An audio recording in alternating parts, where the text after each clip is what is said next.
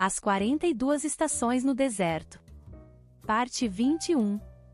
No vídeo anterior vimos que Pieirote, a quarta estação, representa um ponto decisivo na vida cristã, o momento das primeiras lutas espirituais, das vacilações, das contradições aparentes e das situações em que Deus nos coloca justamente para que aprendamos a depender dele. O povo de Israel foi conduzido por Deus a uma rota aparentemente absurda, cercados pelo deserto, de frente para o mar, com Faraó se aproximando.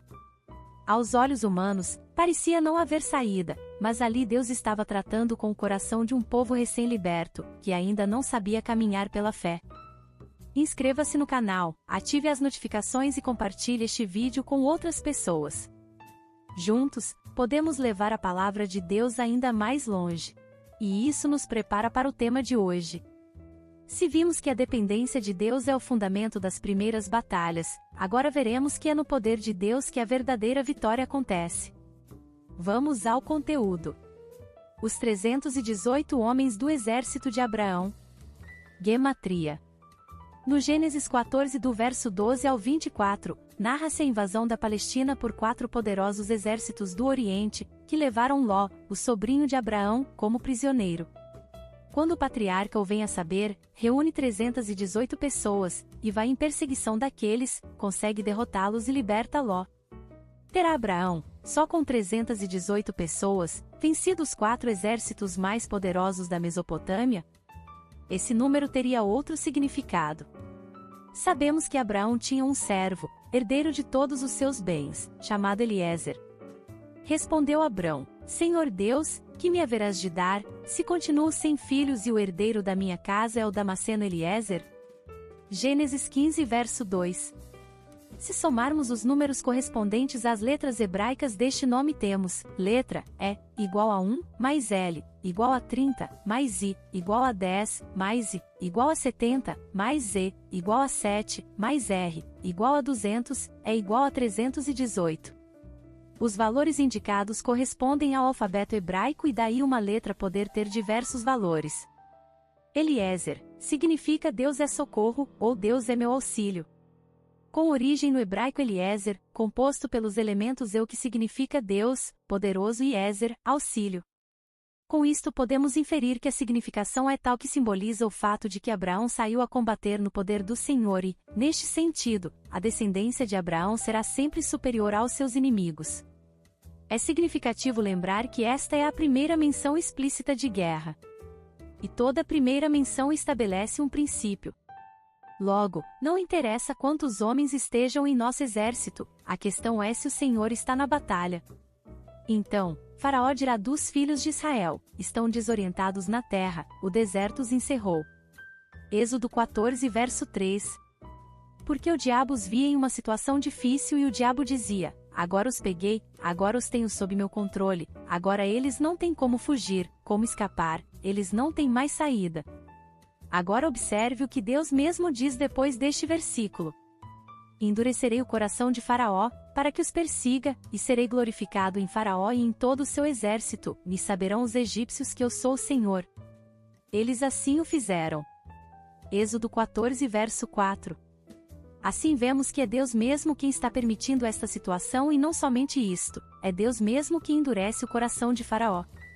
É Deus mesmo quem permite uma situação em que o diabo acredita que venceu a luta, naquele momento em que eles estiveram em conflitos consigo mesmos, nos quais estiveram expostas suas vacilações, naquele momento difícil.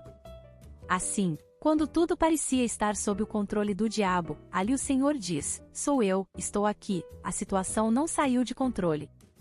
Todavia, o povo não entende bem tudo isto, parece não perceber o que o Senhor faz. Porém o demônio o sabe muito bem, eles sabem o que se passou. Também estas são experiências fronteiriças.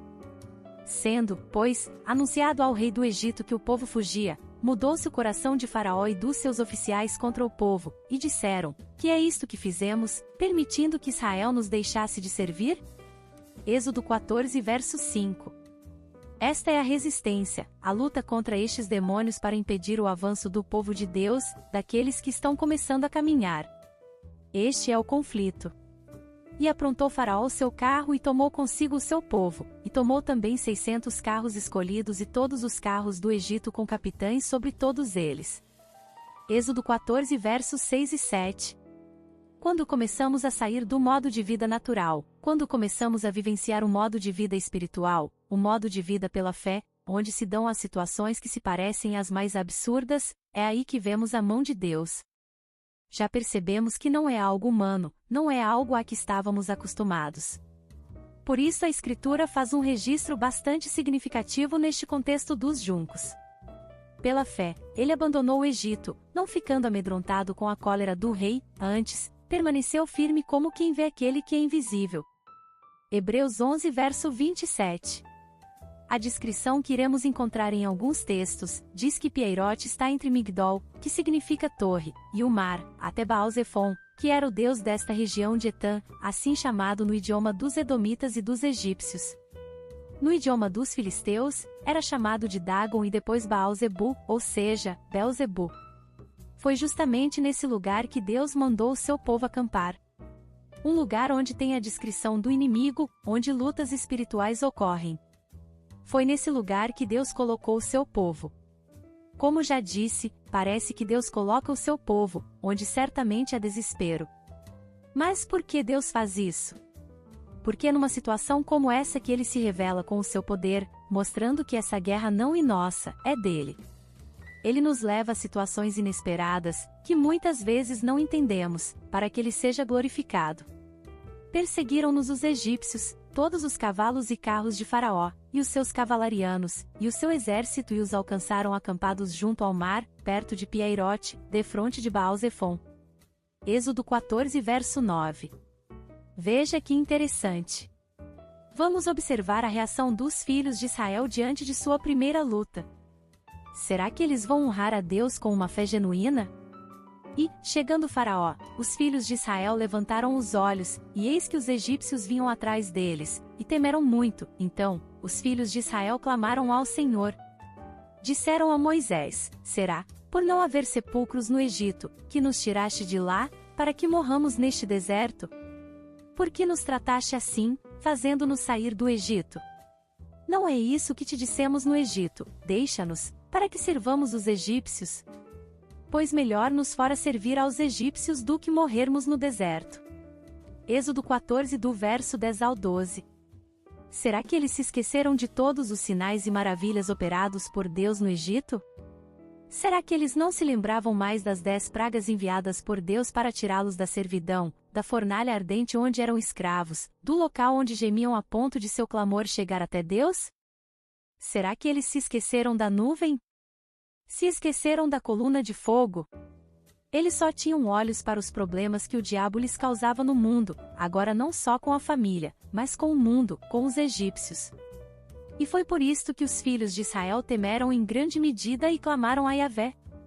Às vezes o Senhor tem de permitir que passemos por situações onde não sabemos onde nos agarrar, para que clamemos e possamos aprender a depender de Deus e não de nossos costumeiros arranjos e manejos de sempre. Mas observe que este clamor não foi simplesmente um pedido a Deus. Ele carregava em si uma grande dose de queixa direta a Moisés. Observe que aqui é onde se trava o combate. Quantos pensam que se equivocaram, que o melhor era voltar e, com isto, passam a culpar os outros pelos fatos e situações que lhes sobrevêm? Resultado: querem voltar e alguns voltam. É fácil aprender a doutrina do avivamento pessoal e da vida vitoriosa, é coisa completamente diversa tomar a nossa cruz e afadigar-nos na escalada do sombrio e áspero morro da renúncia. Aqui muitos são chamados, poucos escolhidos. Para cada um que de fato passa para a terra prometida, muitos ficam por um tempo, olhando ansiosamente através do rio e depois retornam tristemente à segurança relativa das vastidões arenosas da vida antiga. Observe os passos que se seguem neste processo. Começaram a experimentar uma mudança, mas aí veio a dúvida. E a dúvida os conduziu a questionar: por que nos tiraste do Egito? Será que você, Moisés, quer que nós venhamos a morrer aqui neste deserto? Antes o que nos sucedia era melhor, antes de nos tornar cristãos não enfrentávamos estes problemas, porém agora, veja o que nos acontece. Em resumo, via de regra, as pessoas não entendem os caminhos de Deus. Porém, estas são as jornadas. E estas jornadas são os caminhos de Deus para nós. Ó profundidade da riqueza, tanto da sabedoria como do conhecimento de Deus! Quão insondáveis são os seus juízos, e quão inescrutáveis os seus caminhos! Quem, pois, conheceu a mente do Senhor? Ou quem foi o seu conselheiro? Romanos 11 versos 33 e 34. Será que não havia sepulcros no Egito para que nos trouxesse para cá para morrermos neste deserto? Na verdade, eles não criam que Deus os guiava, cuidava e protegia. O problema lhes sobrevém de tal maneira que eles pensam que é melhor voltar à normalidade de antes. Por causa deste momento de dificuldade, de tensão, eles buscam alguém a quem possam responsabilizar, a quem possam atribuir a culpa. E, em geral, o que ocorre é que os líderes são responsabilizados. A culpa lhes é atribuída. Porém, observe que foi Deus mesmo quem os tirou do Egito, foi Deus mesmo quem os guiava, foi Deus mesmo quem os conduziu a algo que lhes parecia absurdo. Porém, claro, eles não viam a Deus, eles clamavam a Deus, mas com pouca fé, com quase nenhuma confiança. Eles iriam começar a conhecer a Deus. Este é Piairote. Obrigada por assistir até aqui, não percam os próximos vídeos. Graça e paz, irmãs e irmãos.